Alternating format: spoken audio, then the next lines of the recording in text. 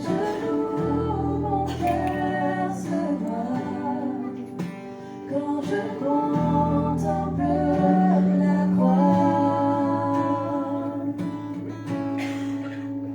Et j'élève les mains pour lesquelles tes mains furent transpercées. Et j'élève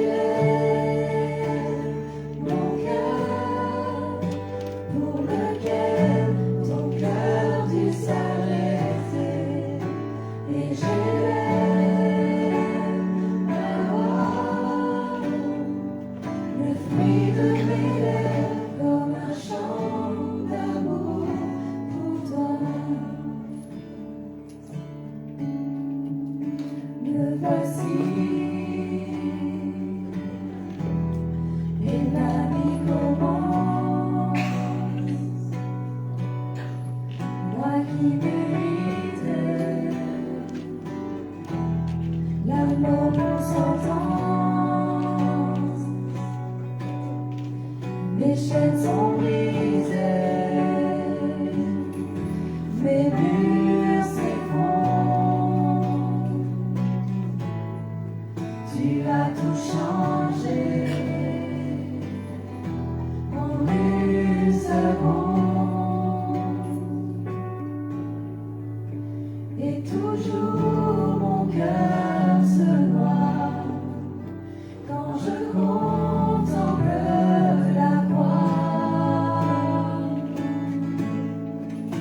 Et j'élève mes mains pour lesquelles tes mains furent transpercées. Et j'élève mon cœur pour lequel ton cœur dut s'arrêter. Et j'élève ma voix, le fruit de mes lèvres comme un chant d'amour pour toi.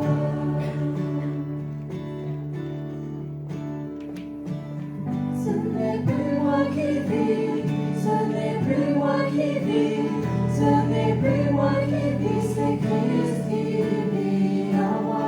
Ce n'est plus moi qui vis, ce n'est plus moi qui vis, ce n'est plus moi qui vis, c'est Christ qui vit en moi.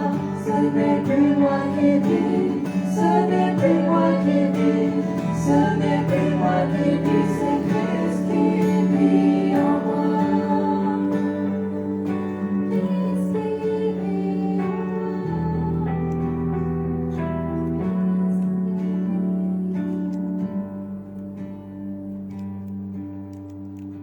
Et j'élève les mains pour lesquelles tes mains furent transpercées. Et j'élève mon cœur pour lequel ton cœur dut s'arrêter. Et j'élève ma voix, le fruit de mes lèvres comme un chant d'amour pour toi.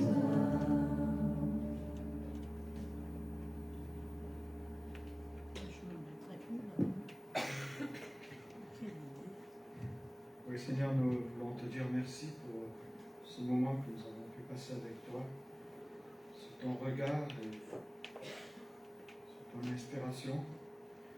Te rendre grâce pour ce repas, Seigneur, qui nous rappelle que tu as tout accompli. Même si nous ne sommes pas indignes, même si nous sommes indignes, toi tu nous rends dignes par ton sacrifice. Nous sommes heureux de pouvoir être le bénéfice de cette croix. Heureux de savoir que nous t'appartenons, heureux de savoir que tu nous aimes et que tu chemines avec nous malgré nos manquements. Et te prions pour que tu bénisses cette parole, que cette parole soit comme un éther tranchant en nos cœurs, qu'elle produise en nous le pouvoir et le faire pour te ressembler. Au nom de Jésus-Christ. Amen.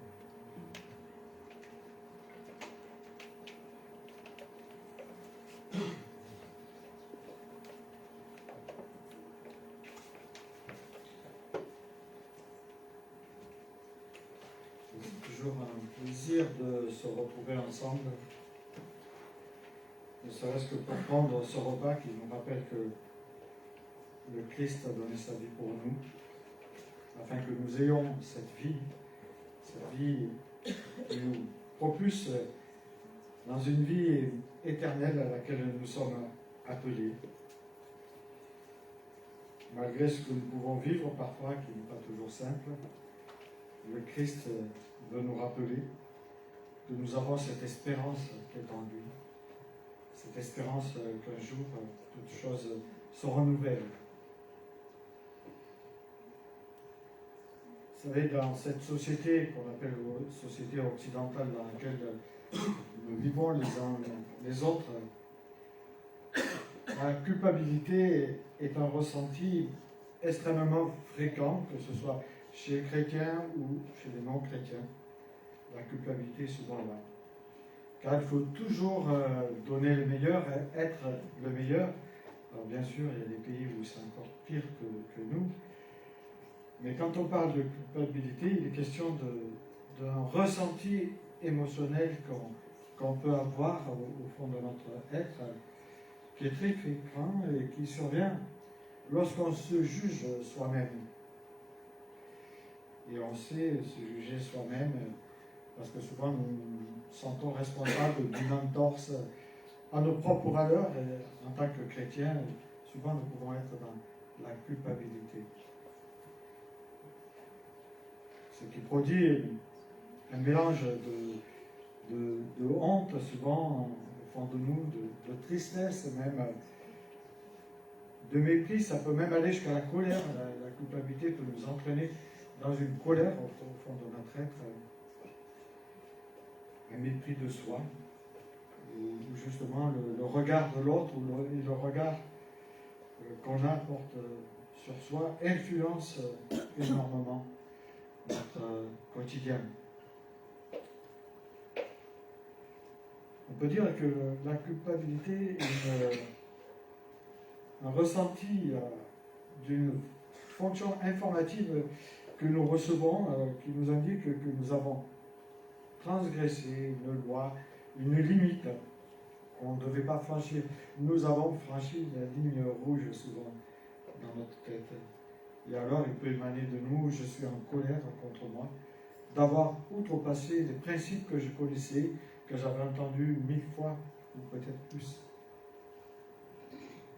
Nous savons qu'un excès de culpabilité, de culpabilisation, crée inévitablement cette souffrance intérieure et qui peut être suivie d'un mal-être. On peut se sentir mal, même en étant chrétien.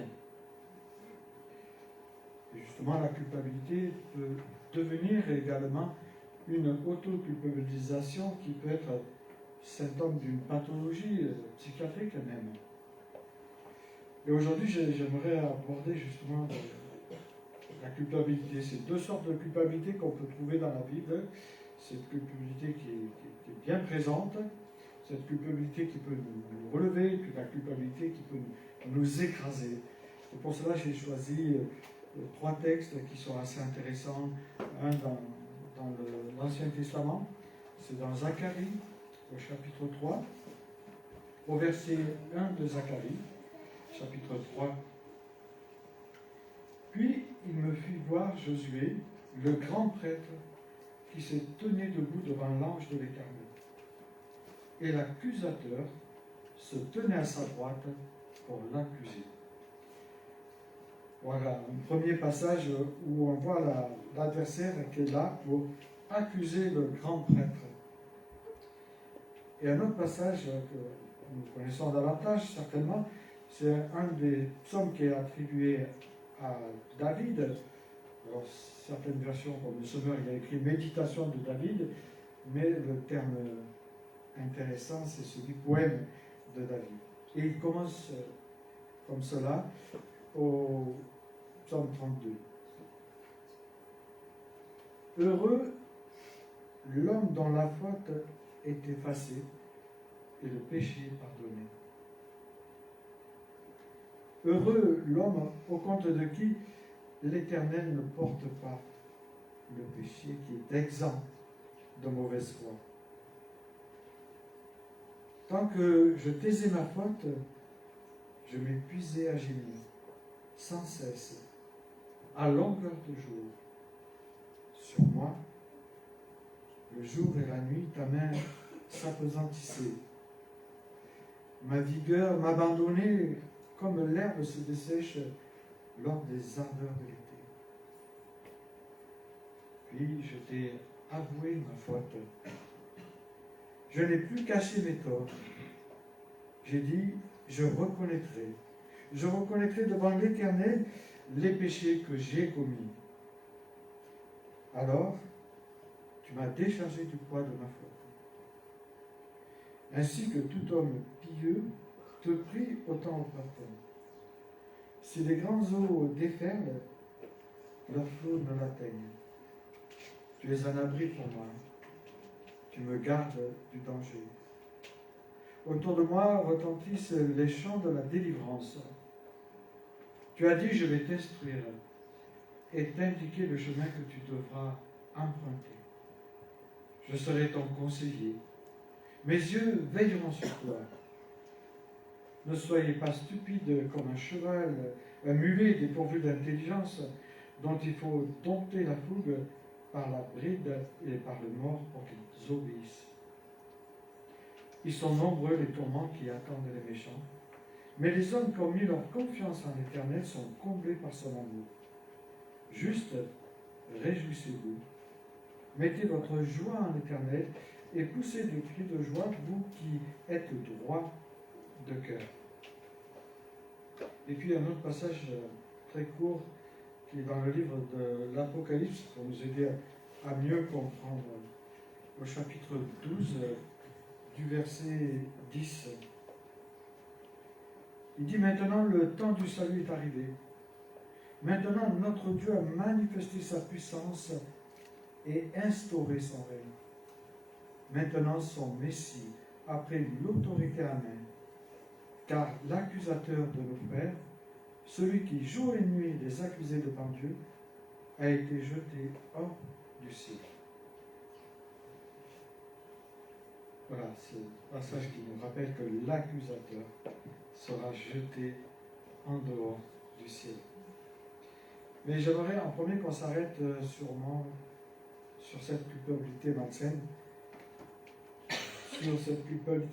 qui vient de l'accusateur de nos âmes. Et il s'efforce par tous les moyens dont il dispose de contrecarrer les plans de Dieu. C'est normal puisque nous sommes ses enfants, et de contrecarrer les plans que Dieu a pour chacun de nous. Et l'une de ces méthodes, ou une de ces armes qu'on pourrait dire favorite, est l'accusation. Et tant qu'il ne sera pas jeté dans les temps de feu ardent et de soufre, il continuera d'accuser sans cesse les enfants de Dieu.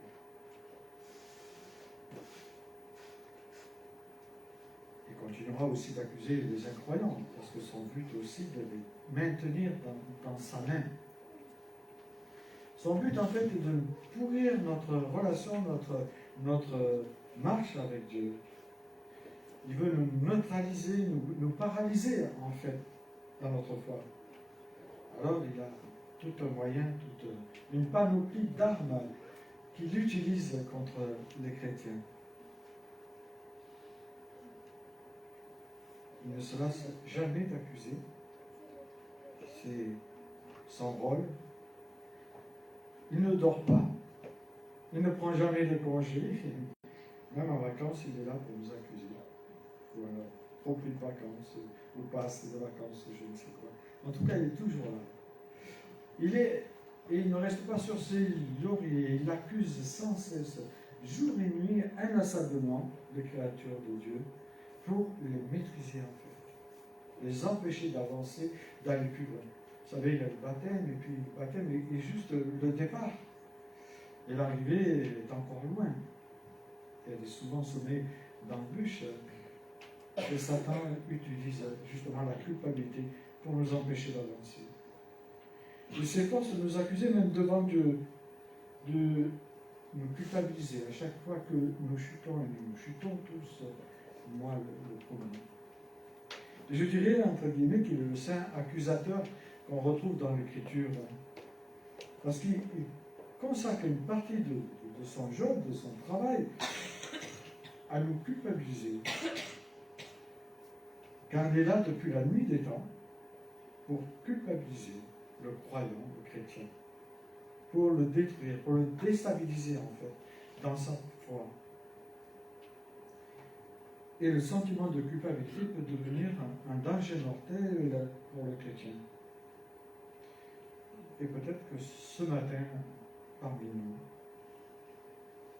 certains ont leur cœur rempli de culpabilité. Peut-être que certains ne se sont pas sentis à l'aise pendant le moment de louange, et encore pire, pendant le moment de Sainte Seine. Est-ce que j'ai le droit de participer à ce repas? En sachant que j'ai succombé à la tentation cette semaine. Et le diable est très fort pour ça, pour nous faire croire qu'on ne peut pas prendre la Sainte Seine. Parce qu'on n'est pas parfait. Mais la Bible nous dit qu'on n'est pas parfait. On est parfait à partir du moment où Dieu nous voit au travers du Christ, de son sacrifice. Mais ici-bas, rien n'est parfait. Ou alors, on peut être dans la culpabilité à cause de notre passé qui nous poursuit et qui ne cesse de nous tyranniser. Et le diable est un tyran, un vrai tyran. Cette culpabilité que l'adversaire met sur vous, ou sur nous, est l'arme dont il se sert pour nous faire croire que nous sommes indignes de nous approcher du trône de la grâce. Et tout à l'heure, il y a quelqu'un qui a lu Romains 8, verset 32. Juste en amont. La lecture qu'il a faite est une lecture qui parle de l'amour de Dieu, des profondeurs, des largeurs de cet amour. Mais juste avant, il est écrit « Qui accusera les élus de Dieu ?» au verset 32. Que dire de plus? Si Dieu est pour nous, qui sera contre nous? Lui qui n'a pas épargné son propre Fils, mais qui l'a livré pour nous tous. Comment nous donnerait-il pas aussi tout avec lui? Qui accusera encore les élus de Dieu? Dieu lui-même les déclare justes. Qui les condamnera? Le Christ est mort, bien plus, il est ressuscité, il est à la droite de Dieu et il intercède pour chacun de nous. Quand nous nous sentons coupables, c'est pas simple. Et je crois que nous avons réellement besoin de l'Écriture pour savoir ce que Dieu pense de nous. Et ce qui est écrit, bien sûr. Pour nous assurer que Dieu ne nous rejette pas, ne nous rejettera jamais. Et que rien ne peut nous séparer de son amour, comme il a été dit. Et je dirais que le psaume 32, pour moi, je le vois comme un remède au mutilé du péché, on va dire. Parce que le péché mutile quand même. Un remède à ceux qui se sentent en rupture avec Dieu. Ce n'est pas pour rien qu'au début de ce psaume, le terme étrange de l'hébreu est machil, c'est-à-dire poème. J'aime bien ce terme plutôt que dans la traduction semeur, comme il est dit méditation. Le mot machil vient d'un verbe hébreu signifiant ouvrir l'intelligence. Et David commence par cela. Il veut nous ouvrir l'intelligence parce que David n'a pas été un homme parfait, bien au contraire. Pourtant, il est appelé l'homme selon le cœur de Dieu. Et au travers de cette lecture, je crois qu'il veut amener chacun de nous à comprendre ce qu'il a vécu et ce que nous pouvons vivre avec Dieu. En fait, ça signifie quelque chose qui peut nous conduire au discernement et nous permettre de comprendre ce que Dieu pense de nous après que nous avons chuté. Et ce psaume 32 faisait partie du groupe appelé le groupe des psaumes des pénitents. Et dans les premières églises méthodistes, il y avait le banc des pénitents qu'on appelait. Aujourd'hui, ça n'existe plus. Mais bon, il y avait du bon dans tout cela. Donc ce psaume est attribué à David comme à la plupart des psaumes, bien sûr. Cet homme qui est appelé l'homme selon le cœur de Dieu, David. Et on a du mal à comprendre comment Dieu peut le nommer, le prénommer comme ça. Avec tout ce qu'il a fait. Et ne serait-ce que son nom qui signifie amour. Et je crois que sincèrement, David désire donner à son expérience des chutes, du péché qu'il a vécu régulièrement, il donne une expérience du péché et du pardon, une valeur, on va dire, qui est universelle, qui est pour chacun de nous, et qui est pour hier, qui est pour aujourd'hui, qui est pour demain, qui est pour tous les temps. Il nous donne en fait une démarche à suivre pour être libéré d'une culpabilité pesante. Et il nous montre qu'au travers de la confession, une puissance libératrice se dégage de chacun de nous. Alors on va les confessionnaux dans les églises, et je crois que c'est à Blachère. Si vous avez l'occasion d'aller, je ne vais pas me tromper, mais je l'ai pris en photo, et une église avec 32 confessionnaux. C'est assez surprenant. C'est un village de pêcheurs, alors je ne sais pas. Mais bon, j'ai cherché dans l'historique, je n'ai pas trouvé pourquoi.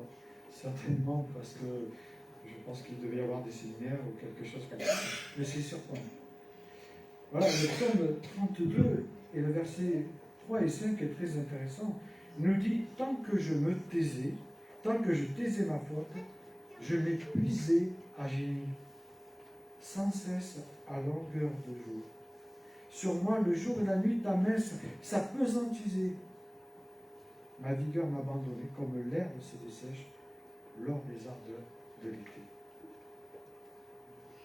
Et dans ce passage, nous voyons que tant que David retenait son péché, il brûlait au fond de lui-même. Il était mal, en fait, comme nous pouvons l'être. Il avait ce feu, comme il dit, qui le dévorait de l'intérieur, qui le laminait dans sa foi, dans sa relation avec Dieu. Et pour nous, je crois que c'est la même chose qui se produit quand nous refusons de confesser nos péchés. Confesser à Dieu, bien sûr. Sa main pesante nous met souvent dans une culpabilité, mais je dirais une culpabilité saine. Dans le psaume 32, pour moi, c'est une culpabilité saine. Cette culpabilité qui nous amène à comprendre que nous avons chuté, qui nous amène forcément à la confession et à la repentance. La confession, c'est simplement reconnaître son péché sans apporter des alibis, parce que nous sommes champions pour les alibis. Et c'est mesquin, je dirais, de trouver des alibis face à Dieu. Parce qu'il connaît nos cœurs et il connaît toutes choses. Ça va lui. Cette confession sincère a le pouvoir de nous libérer du poids de la culpabilité, et David le savait. C'est pour cela qu'il confesse régulièrement ses péchés. Elle nous libère des chaînes que l'oppresseur peut avoir mises sur nous, à force de nous culpabiliser. Et la confession est le premier pas que nous devons poser lorsque nous voulons réellement retrouver cette communion avec Dieu.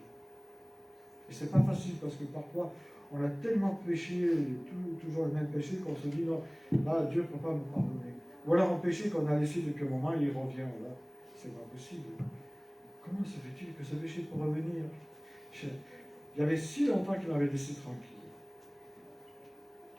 Le psalmiste nous rappelle que le péché brise notre relation, bien sûr, et nous empêche d'aller plus loin avec Dieu. Nous empêche aussi de recevoir et d'expérimenter les bénédictions que Dieu a en réserve pour chacun de nous, parce que Dieu a des bénédictions en réserve pour chacun de nous. C'est pour cette raison qu'il est indispensable de reconnaître ses péchés. Mais il est aussi primordial de les confesser afin d'obtenir l'aide pour un problème. Voilà. Nous ne pouvons pas obtenir de l'aide pour un problème qu'on n'aurait pas exposé au Seigneur auparavant. Et lui seul peut nous aider dans cette situation de culpabilité. Et je dirais que dans ce psaume, on retrouve trois mouvements assez clairs qui sont indispensables pour se sentir plus léger, libéré. Le premier, c'est reconnaître. C'est pas facile de reconnaître, parce qu'on peut trouver des mille excuses. J'étais fatigué, ou aussi, ou oui, j'étais énervé. Bon. Et puis ne rien cacher. Romains 12:9 nous dit que notre amour doit être sans hypocrisie, sans masque. On vient à Dieu tel qu'on est. Il y a ce beau chant, tel que je suis, je viens à toi. Qu'on pourrait chanter peut-être, qui est sur les ailes de la foi.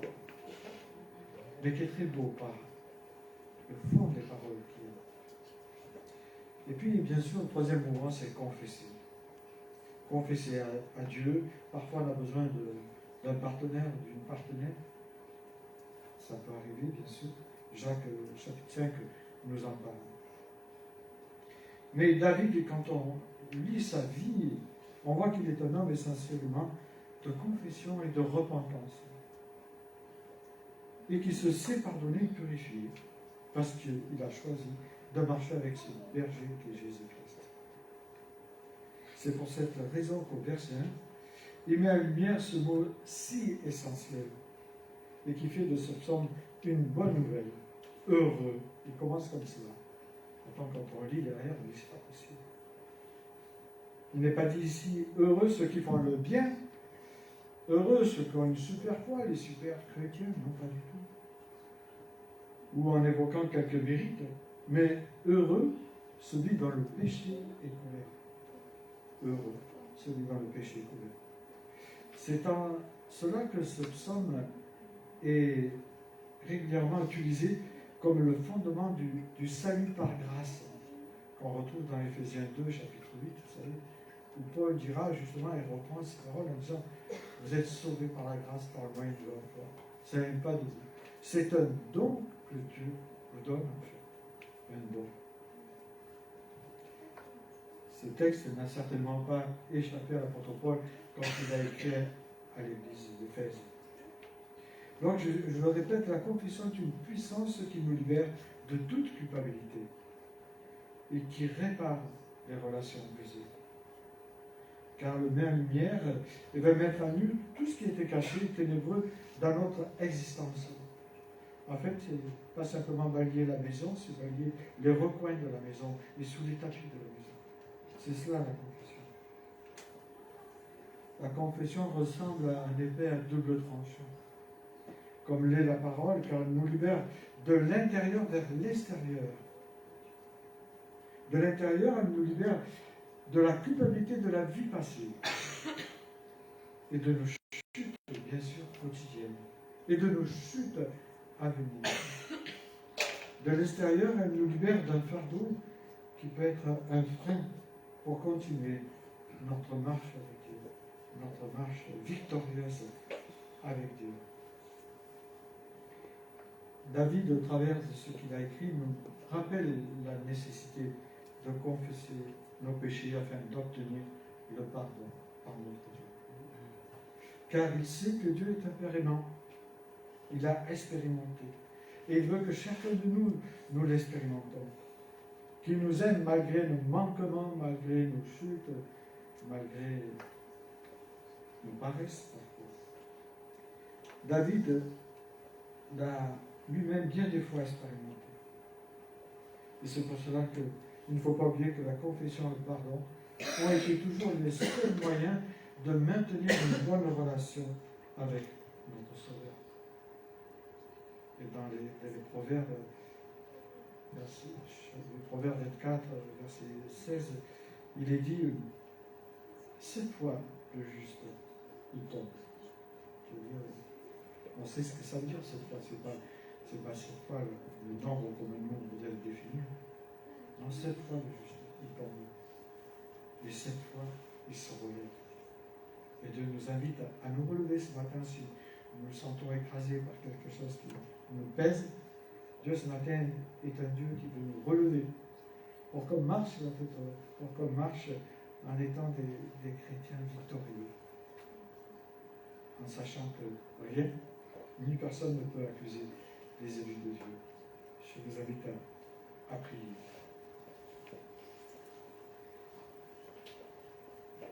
Seigneur, merci pour ces paroles que tu nous as laissées, car elles nous rappellent que tu es ce Dieu qui sait pardonner, ce Dieu qui sait nous prendre à ses bras chaque fois que nous revenons à lui, quand nous sommes éloignés. Merci pour nous rappeler, Seigneur, que tu veux que nous soyons authentiques avec toi. Merci de nous rappeler combien de fois tu as pu pardonner ton serviteur David et combien de fois tu peux nous pardonner toi aussi. Donne-nous de ne pas avoir peur de venir au pied de la croix pour te remettre peut-être une culpabilité qui est là, présente au fond de notre être et qui nous ronge. Seigneur, débarrasse-nous d'une mauvaise culpabilité qui viendrait de l'accusateur, qui voudrait nous maintenir liés, prisonniers, afin de faire de nous ce qu'il désire.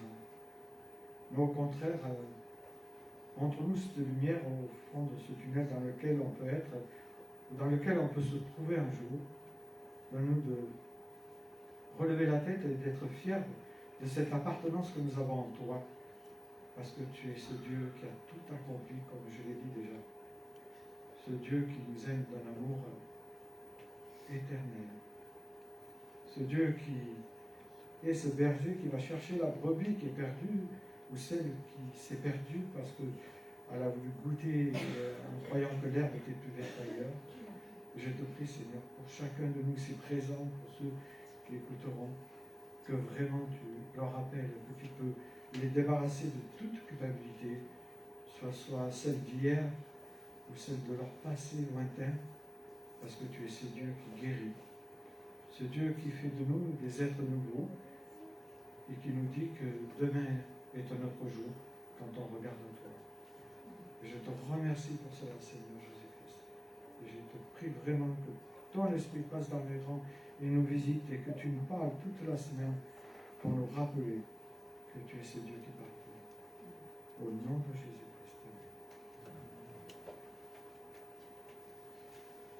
On pourrait chanter ce chant, tel que je suis. Sur les ailes de la foi, mais je ne rappelle plus le numéro. 286 258. 258. J'y étais presque. Je vous invite à vous lever et justement à peser les paroles de ce chant.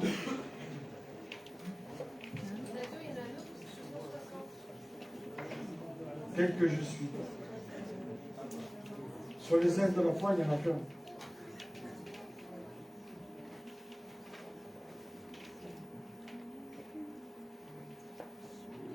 Oui, c'est ça.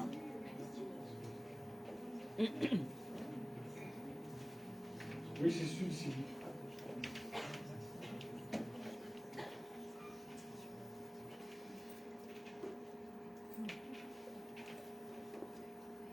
Vous connaissez?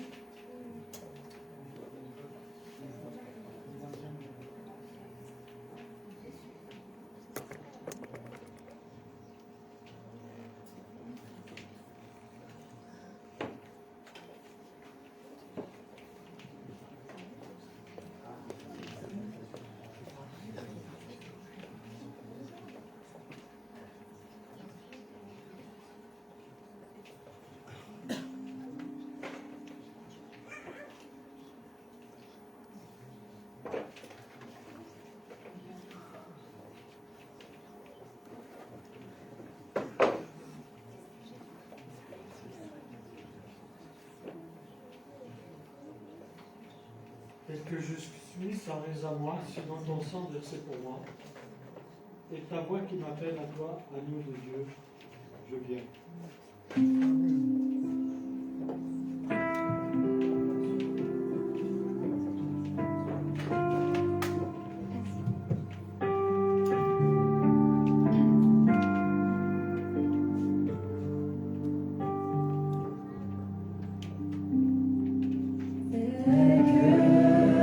Je suis sans rien à moi.